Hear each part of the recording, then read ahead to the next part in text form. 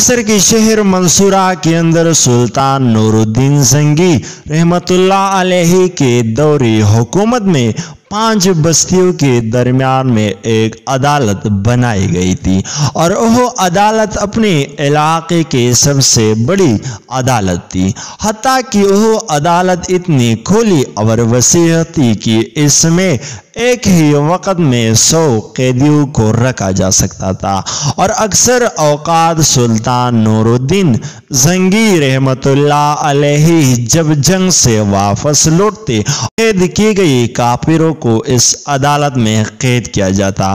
وقت گزرتا رہا اور اس عدالت میں انصاف کو قائم کرنے کے لیے مختلف قاضی تعینات ہوتے رہے، لیکن اس علاقے میں بڑے بڑے تاجروں، زمینداروں اور وڈیروں کے عقد کی وجہ سے وہاں پر موجود قاضی انصاف قائم نہیں کر پاتا، اور اسی وجہ سے کوئی بھی قاضی اسی عدالت میں زیادہ دیر ٹک نہیں پاتا تھا، اور وہ قاضی وہاں سے استعفا دے کر اپنی عہدے کو چھوڑ کر چلی جاتی۔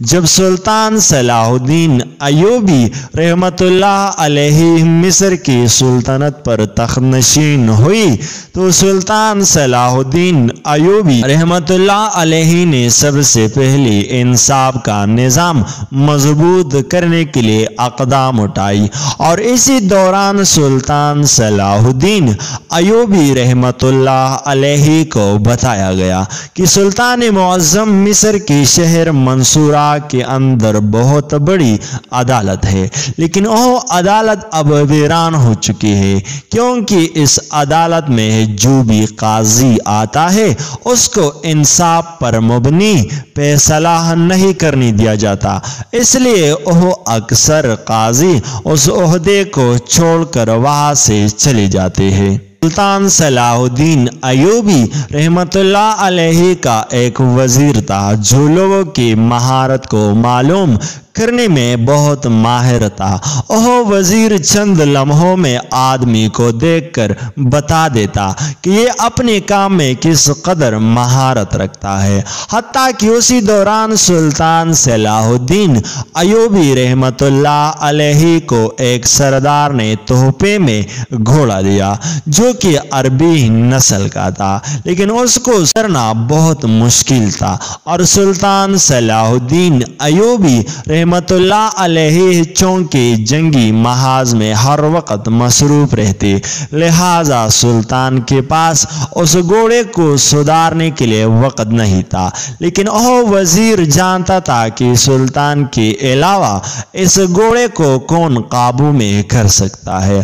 اس وزیر نے بڑی دربار میں اپنی نظر دوڑائی اور سلطان کو فرمایا کہ حضور پلائی کا کام کرتا ہے، یہی اس گھوڑے کو سدھار سکتا ہے۔ تمام لوگ حیران ہو گئے کہ ایک عام سا ملازم عربی نسل کے گھوڑے کو کیسے سیدھا کر سکتا ہے۔ اس وزیر کی باتوں اس ملازم کی کارکردگی نے ثابت کر دیا کہ سلطان کا وزیر درست کہہ رہا تھا، اور اس نے چند دنوں کے اندر اس گھوڑے کو قابو میں کر لیا، اور اسی وجہ سے سلطان صلاح الدین ایوبی رحمتullah علیہ کا وہ وزیر سلطان کی نظروں میں بہت مشہور ہو گیا، اور اب سلطان صلاح الدین ایوبی رحمتullah علیہ جب بھی کسی عہدے کا انتخاب کرنے لگتی تو اس عہدے کے لیے اہل بندے کو جانچنے کے لیے سلطان اس وزیر کو حکم دیتی۔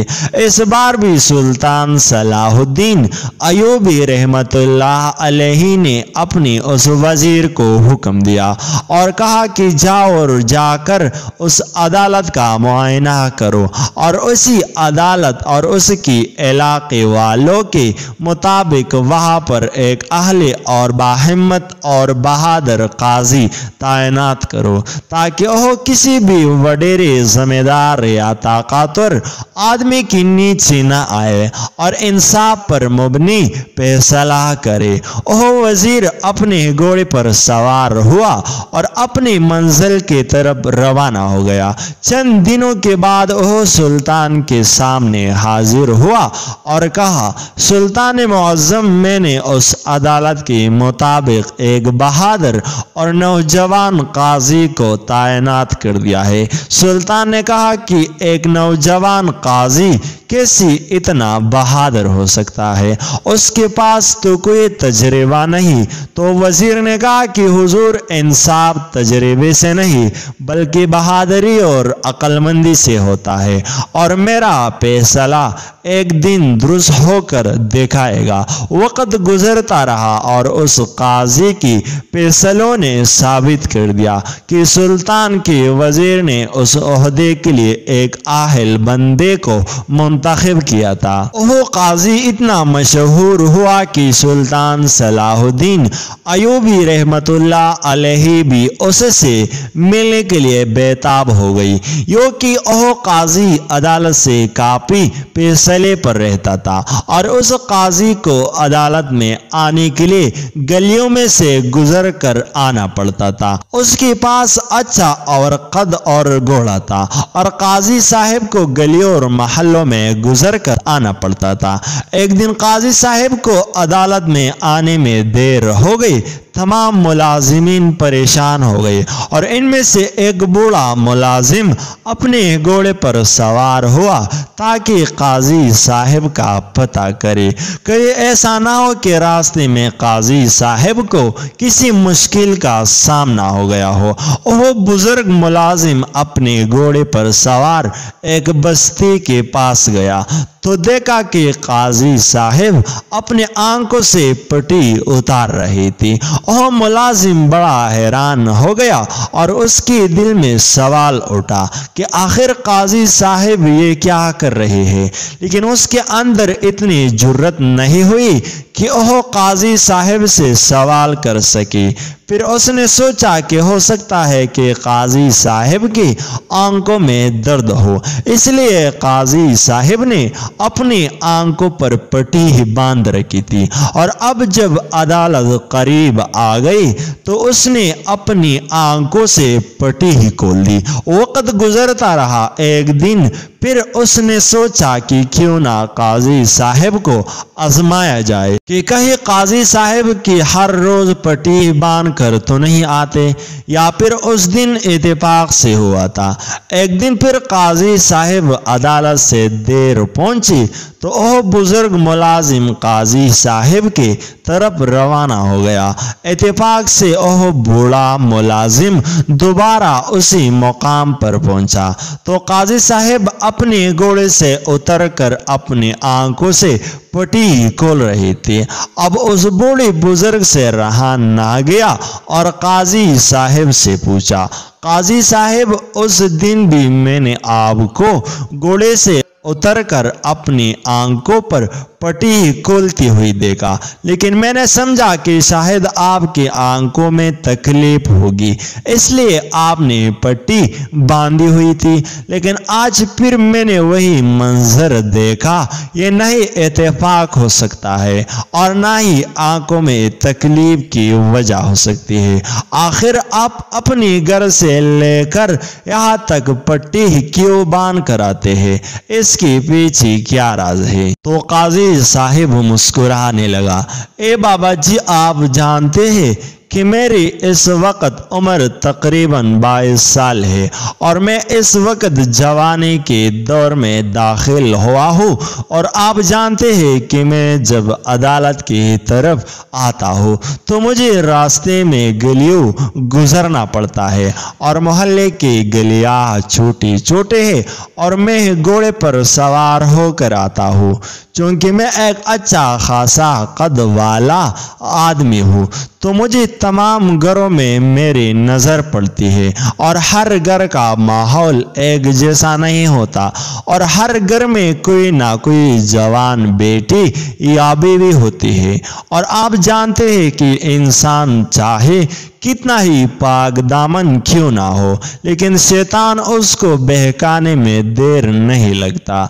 और हो सकता है कि कभी मैं शैतान के बहकावे आकर किसी शर का शिकार ना हो जाऊं, क्योंकि औरत का हुस्न इंसान को बहुत जल्दी बहका देता है। इसलिए जब मैं अपने घर से रवाना होता हूँ तो अपने आंखों पर पट्टी बांध देता हूँ, ताकि मुझे कोई गलियों से गुजरती हुई किसी ऐसी नौजवान लड़की या औरत पर नजर नहीं पड़ी जाए जिसे शैतान मुझे बहकाने में कामयाब हो जाए। और इसलिए जब मैं इस गली से गुजर कर यहाँ पहुँचता हूँ तो मैं अपनी आंखों से पट्टी ही खोल देता हूँ, क्योंकि आगे का सारा रास्ता सुनसान है। जब ये बात बुजुर्ग ने सुनी तो आकर उसने अदालत में काजी साहिब की तारीफों के पल बांध दी, और तमाम लोग काजी साहिब से इतनी मुतासिर हुई कि ये बात पूरी मंसूरा शहर में फैल गई। और फिर ये बात चलती चलती सुल्तान सलाहुद्दीन अयूबी रहमतुल्लाह अलैहि के दरबार में पहुंच गई। और जब इस बात का जिक्र सुल्तान सलाहुद्दीन अयूबी रहमतुल्लाह अलैहि की इस दूर अंदेश और माहिर वजीर ने सुल्तान के सामने की तो सुल्तान बड़ा हैरान हो गया कि एक नौजवान जिसके पास अच्छी खासी दौलत और बड़ा सा ओहदा भी मौजूद है, लेकिन उसकी आंखों में इतनी हया कि वह मजबूरी के तहत भी गले में से गुजरती हुई अपनी आंखों पर पट्टी ही बन कर आता है। लिहाजा सुल्तान सलाहुद्दीन अयूबी रहमतुल्लाह अलैहि को और भी तजस्सुस हो गया, और सुल्तान सलाहुद्दीन अयूबी रहमतुल्लाह अलैहि ने अपने उस वजीर को हुक्म दिया कि जाकर उस काजी साहिब को मेरे सामने लाओ और उसको दरबार में हाजिर करो। मैं उससे मिलना चाहता हूँ कि आखिर ऐसा हया वाला इंसान कैसे हो सकता है। वजीर अपने घोड़े पर सवार हुआ और 2 दिन के बाद काजी साहिब को लेकर सुल्तान सलाहुद्दीन अयूबी रहमतुल्लाह अलैहि की खिदमत में हाजिर हुआ और आकर सुल्तान को बताया तो सुल्तान ने पूछा, ए वजीर, क्या रास्ते में कोई मुश्किल पेश आ गई थी? ये फासला 1 दिन का था, लेकिन आपको आने में 2 दिन लग गई। तो वजीर ने जब सुल्तान को बताया तो सुल्तान भी हैरान हो गया,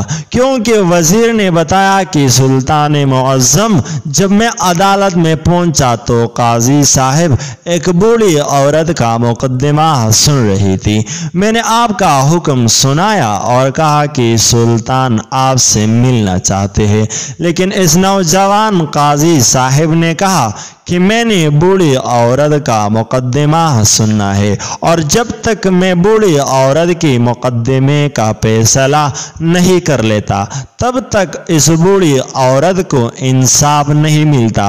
उस वक्त तक मैं सुल्तान के पास नहीं आना सकता, और जब तक इसने बूढ़ी औरत का फैसला सुनाया क्या उस वक्त ये अपने घोड़े पर कदम भी नहीं रखा। सुल्तान सलाहुद्दीन अयूबी बड़े हैरान हो गई कि एक वक्त के सुल्तान का हुक्म भी उसकी इंसाफ को नहीं रोक सका, तो फिर दुनिया की कोई ताकत इसको इंसाफ करने से नहीं रोक सकती। अब सुल्तान सलाहुद्दीन अयूबी रहमतुल्लाह अलैहि ने कहा कि तुम जैसा बहादुर, अक्लमंद और दिलेर मुंसिफ मैंने नहीं देखा, और तुम जैसा मुंसिफ सिर्फ मेरी अदालत में ही, शाही अदालत में होना चाहिए। और सुल्तान सलाहुद्दीन अयूबी रहमतुल्लाह अलैहि ने उसको हुक्म दिया कि तुम आज के बाद शाही काजी तैनात की जाते हो। ये मिस्र के तारीख का 22 साला नौजवान सुल्तान सलाहुद्दीन अयूबी रहमतुल्लाह अलैहि का काजी बन गया था। तमाम दरबारियों ने काजी साहिब की अक्लमंदी से मुतासिर होकर और उसको शाही काजी तैनात होने पर मुबारकबाद दी और वही काजी फिर शाही काजी के तौर पर मुकद्दमात सुनने लगा। वक्त गुजरता रहा और उस काजी साहिब के फैसले सुल्तान सलाहुद्दीन अयूबी रहमतुल्लाह अलैहि को भी हैरान कर देती। हत्ता कि वह काजी सुल्तान सलाहुद्दीन अयूबी रहमतुल्लाह अलैहि को जंगी हिकमत अमली के बारे में भी बहुत मदद देता और उसकी बताए गए हिकमत अमली सुल्तान के लिए बहुत कामयाब साबित होती हो। वक्त गुजरता रहा और एक दिन काजी साहिब के पास एक मुकद्दमा लाया गया और वह मुकद्दमा अपनी नौइयत का बड़ा ही अनोखा और दिलचस्प मुकद्दमा था। काजी साहिब के पास एक आदमी हाजिर हुआ और कहा, काजी साहिब, मेरी बीवी तंदूर पर रोटियां पका रही थी। शाम का वक्त था, मैं अंदर बैठा हुआ था और बाहर चीखने की आवाज आई, लेकिन जब मैं बाहर निकला तो मेरी बीवी तंदूर से गायब हो चुकी थी। तंदूर पर चंद रोटियां पड़ी हुई थी, लेकिन मेरी बीवी का कोई पता नहीं चला। मैंने उसको पूरी घर में तलाश किया, पूरे मोहल्ले में तलाश किया, लेकिन कहीं नहीं मिला। गांव के सरदार को पता चला तो वह भी दौड़ता हुआ हमारे घर आया और उसने कहा कि तंदूर में जाकर चेक करो, हो सकता है कि तुम्हारी बीवी को तंदूर में किसी ने धक्का दे दिया हो और वह जल कर राख हो गई हो। सरदार ने राख को चेक किया तो उसमें मेरी बीवी के जिस्म के होने को कोई आसार नहीं मिली। सरदार के पास 50 मुलाजिम थे। उसने मेरी बीवी को तलाश करने के लिए लगा दी और वह 50 मुलाजिम सारे रात मेरी बीवी को तलाश करते रहे, लेकिन मेरी बीवी कहीं नहीं मिली। काजी साहिब ने अपना घोड़ा तैयार करवाया और अपने चंद सिपाहियों के साथ उस आदमी को लेकर चल पड़ा। आधे दिन की मुसाफत के बाद जब काजी साहिब वहां पहुंचा और जब काजी साहिब ने उसके घर का जाकर मुआयना किया तो काजी साहिब बड़ा हैरान था, क्योंकि वहां पर ना ही किसी को जबरदस्ती अगवा करने की आसार थी और ना ही कोई और सबूत था।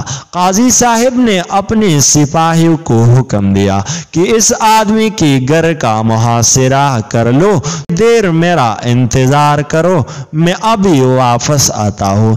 चंद लम्हों के बाद काजी साहिब वापस लौटा तो काजी साहिब ने हुक्म दिया।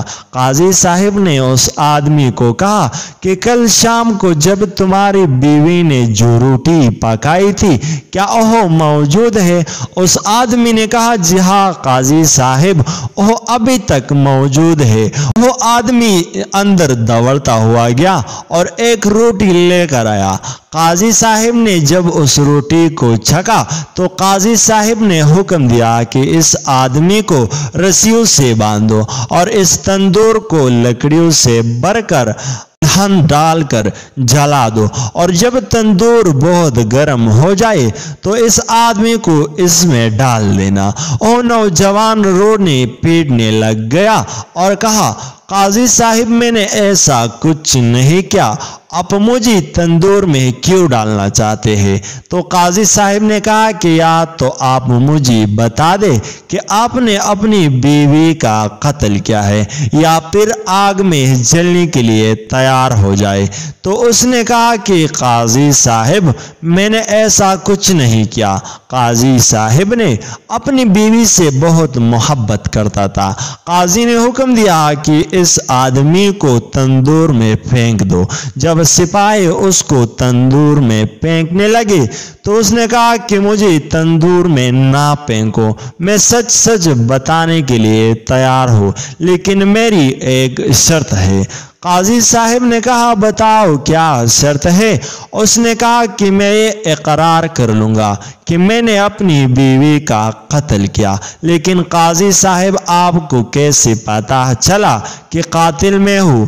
قاضی صاحب نے کہا کہ جب میں نے تیرے گھر آ کر دیکھا تو مجھے پتا چلا کہ تمہارے گھر کے دیواریں کافی اونچی ہے اور یہاں پر دیوار پلانگ کر آسان نہیں ہے، اور اگر کوئی دیوار پلانگ کر آتا تو تمہاری ہوتی ہوئی تمہاری بیوی کو اغوا کے لیے جانا ممکن نہیں تھا، اور جب یہ بات میرے دماغ میں آئی تو میں نے تمہارے گاؤں میں ارد گرد کے پڑوسی کے پاس گیا اور کہا کہ تم دونوں میاں بیوی کے درمیان کس طرح کا رشتہ تھا؟ کیا تم محبت کے ساتھ رہتے تھے یا کوئی اور بات تھی؟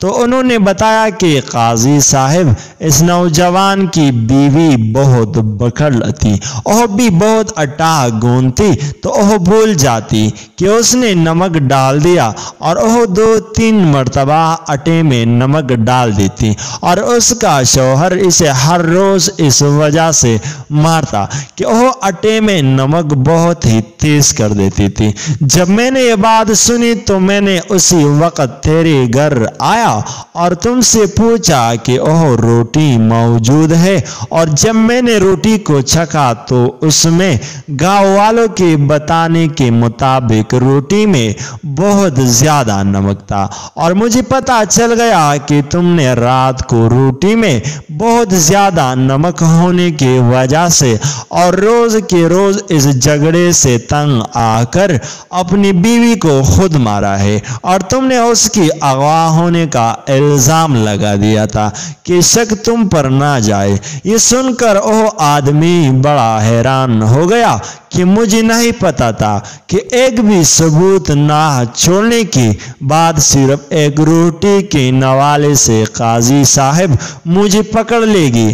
اور جب سلطان صلاح الدین ایوبی رحمت اللہ علیہ نے قاضی صاحب کی اس عقل مندی کے فیصلے کے بارے میں بتایا گیا تو سلطان صلاح الدین ایوبی رحمت اللہ علیہ نے قاضی صاحب کو انعام و اکرام سے نوازا اور کہا جب تک آپ جیسے قاضی صاحب موجود ہے اگر مجرم پہاڑ کے نیچے بھی چھپ جائے تو وہ بچ نہیں سکتا، اور کہتے ہیں کہ وہی قاضی وقت کے ساتھ ساتھ سلطان صلاح الدین ایوبی رحمت اللہ علیہ کا بہت بڑا کماندار بن گیا تھا، اور وہی قاضی سلطان صلاح الدین ایوبی رحمت اللہ علیہ کی بہت سی فتوحات میں مدد کرتا رہا، اور بہت سی روایات میں ملتا ہے کہ وہی قاضی صاحب سلطان صلاح الدین ایوبی رحمت اللہ علیہ کا کماندار